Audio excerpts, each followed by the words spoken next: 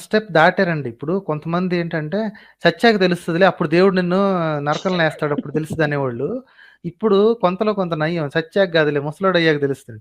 ముసలోళ్ళు అయినోళ్ళే చాలా మంది హేతువాదులయ్యారమ్మా. ముసలితనం వచ్చాకే ఆళ్ళకి తెలిసొచ్చింది. దేశం అంతా ఛీ నా ప్రైమ్ టైమ్ యూత్ అంతా యుక్త వయసంతా పిచ్చక మీద పెట్టి పిల్లలకు ఉపయోగపడకుండా, ఎవరికీ ఉపయోగపడకుండా ధర్మం అని, గుడ్డని తిరిగి వేస్ట్ చేసుకున్నానని చెప్పి వయసయిపోయిన తర్వాత కనిపెట్టినోళ్ళు చాలా మందున్నారు. ఎనీవే అండి. మీరు చాలా బాగా ఎక్స్‌ప్లెయిన్ చేస్తారు. యాక్చువల్‌గా చెప్పాలంటే మీ వీడియోలు నేను మెల్లిగా వింటూ ఉంటానన్నమాట. అంటే రాత్రిపూట ఇంకా మరోసారి వింటుంటాను ఒక్కొక్కసారి. ఆ ఎక్స్‌ప్లనేషను, వచ్చే క్వెషన్‌లు.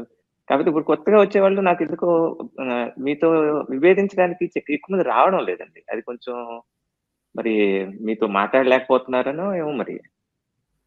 ఏమోనండి నాకైతే అది తెలియట్లేదు. నేనైతే రమ్మని చెప్తున్నా. కామెంట్‌లో ఒక్కొక్కళ్ళు మహావీర భయంకరుల్లాగా